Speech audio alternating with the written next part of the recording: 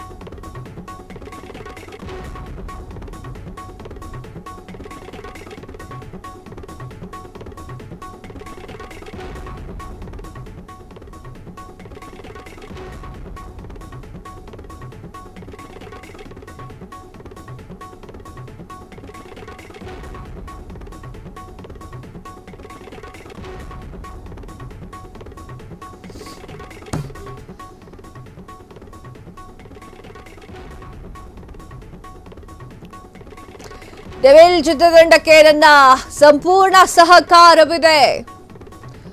ಇದಕ್ಕೆ ನನ್ನ ಸೆಲೆಬ್ರಿಟಿಗಳ ಸಹಮತವಿದೆ, ದೃಢವಾಗಿ ನಂಬ್ತೇನೆ. ನಟ ದರ್ಶನ್ ಸಂದೇಶ ಹಂಚಿಕೊಂಡಿರುವಂತಹ ವಿಜಯಲಕ್ಷ್ಮಿ, ಜೈಲಿನಿಂದಲೇ ಸಂದೇಶವನ್ನ ಕಳಿಸಿದಂತಹ ನಟ ದರ್ಶನ್, ನನ್ನ ಸೆಲೆಬ್ರಿಟಿಗಳಿಗೆ ನಿಮ್ಮ ಪ್ರೀತಿಯ ದಾಸನ ಶಿರಸಾಷ್ಟಾಂಗ ನಮಸ್ಕಾರ.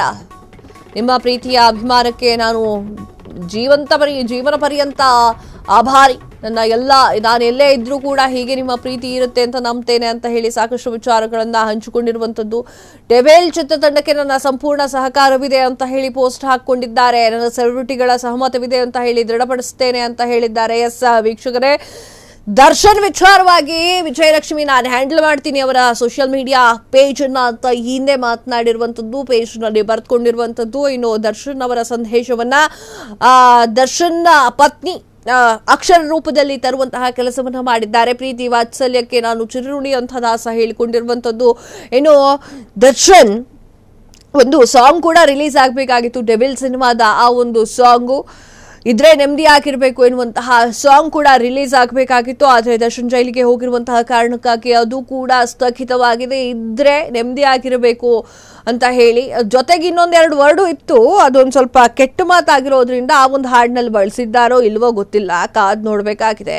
ಯಾವುದೋ ಫೋನ್ ಸಂಭಾಷಣೆಯಲ್ಲಿ ಮಾತನಾಡಿರುವಂತಹ ಮಾತು ದರ್ಶನ್, ಇದ್ರೆ ನೆಮ್ಮದಿ ಆಗಿರಬೇಕು, ಕೊನೆಗೆ ಒಂದು ಕೆಟ್ಟ ಮಾತಿದೆ, ಅದನ್ನು ಕೂಡ ಬಳಕೆ ಮಾಡಿದ್ದಾರೋ ಇಲ್ವೋ ಗೊತ್ತಿಲ್ಲ ಆ ಒಂದು ಹಾಡಿನಲ್ಲಿ. ಅದೇನು ರಿಲೀಸ್ ಆಗಬೇಕಾಗಿತ್ತು, ಆದರೆ ಒಂದಿಷ್ಟು ವಿಚಾರಗಳಿಂದ ದರ್ಶನ್ ಜೈಲಿಗೆ ಹೋಗಿರೋದ್ರಿಂದ ಅದು ರಿಲೀಸ್ ಆಗಿಲ್ಲ. ಇನ್ನು ಡೆವಿಲ್ ಚಿತ್ರತಂಡ ಆಲ್ಮೋಸ್ಟ್ ಆಲ್ ಎಲ್ಲ ಕೆಲಸವನ್ನ ಮುಗಿಸಿಕೊಟ್ಟಿರುವಂತಹ ದರ್ಶನ್ ತನ್ನ ಭಾಗ ಏನಿದೆ ಅದರ ಡಬ್ ಕೂಡ ಮಾಡಿ ಮುಗಿಸಿದ್ದಾರೆ ಎನ್ನುವಂಥದ್ದು ಮೂಲಗಳ ಪ್ರಕಾರ ತಿಳಿದು ಬಂದಿದೆ. ಇನ್ನು ದರ್ಶನ್ ಅವರ ಪರವಾಗಿ ದರ್ಶನ್ ಜಾಗದಲ್ಲಿ ವಿಜಯಲಕ್ಷ್ಮಿ ಅವರು ಪ್ರಚಾರಕ್ಕೆ ಇಳಿಯಲಿದ್ದಾರೆ ಎನ್ನುವಂತಹ ವಿಚಾರವನ್ನು ಕೂಡ ಹೇಳಲಾಗ್ತಾ ಇದೆ. ಇನ್ನು ಡೆವಿಲ್ ಚಿತ್ರ ಯಾವಾಗ ರಿಲೀಸ್ ಆಗುತ್ತೆ ಅನ್ನೋದನ್ನು ಕಾದು ನೋಡಬೇಕಾಗಿದೆ. ದರ್ಶನ್ ಅಭಿಮಾನಿಗಳು ಅದರ ಕಾಯುವಿಕೆಯಲ್ಲಿ ಇನ್ನೂ ಕೂಡ ಇದ್ದಾರೆ.